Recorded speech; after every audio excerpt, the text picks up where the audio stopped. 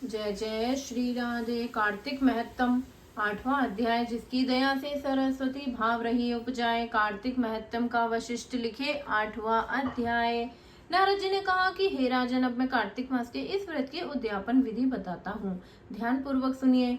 व्रती को चाहिए कि कार्तिक मास में शुक्ल पक्ष की चतुर्थी को व्रत के संपूर्ण फल की प्राप्ति के लिए तथा विष्णु जी की प्रशंसा के लिए उद्यापन करे।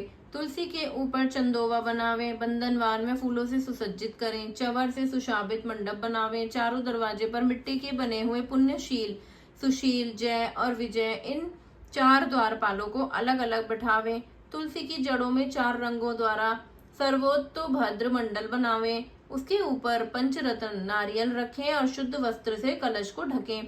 फिर श्री भगवान विष्णु का पूजन करें। द्वादशी को भगवान श्री विष्णु जागे थे।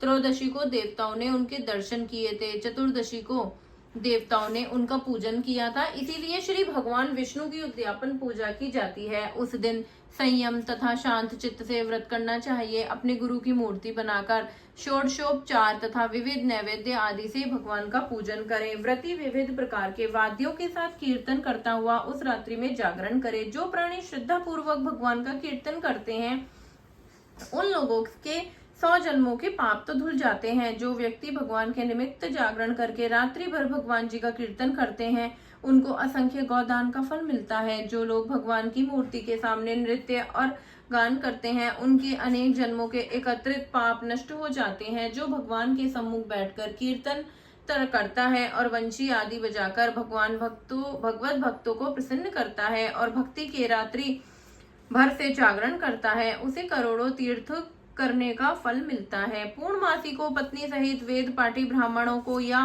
केवल एक ही श्रेष्ठ ब्राह्मण को उसकी पत्नी सहित बुलावे और उन्हें खीर आदि का मधुर भोग कराएं। यथाशक्ति दक्षिणा देवें, क्योंकि पूर्णमासी को ही भगवान जी ने अपने भक्तों को वरदान दिया था और मत्स्य रूप धारण किया था। अतएव उस दिन जो दान, हवन, जप आदि भगवान श्री विष्णु के निमित्त किया जाता है वह अक्षय फल का देने वाला होता है। इसीलिए व्रती 3 या 1 ब्राह्मण को सप्तनीक सामर्थ्य अनुसार भोजन कराएं। उन ब्राह्मणों को अपनी सामर्थ्य के अनुसार दक्षिणा देकर प्रणाम करें। बाद में भगवान श्री विष्णु की पूजा करके अन्य देवताओं तथा तुलसी व कपिला गाय का पूजन करें। व्रत की कथा सुनाने वाले गुरु व उपरोक्त ब्राह्मणों को वस्त्राभूषण आदि से पूजन करके उनसे इस प्रकार क्षमा प्रार्थना करें। आप सब लोगों की अनुकंपा से मुझ पर भगवान सदा प्रसन्न रहें। इस व्रत को करने से मेरे 7 जन्मों के किए हुए पाप नष्ट हो जाएं और मेरी संतान चिरजीवनी हो तो भी इस पूजा के द्वारा मेरी सभी इच्छाएं पूर्ण हो। मेरी मृत्यु होने के बाद मुझे अतिशय दुर्लभ विष्णु लोक प्राप्त हो। पूजो की सारी वस्तुओं के साथ गाय भी गुरु को दान में देवें।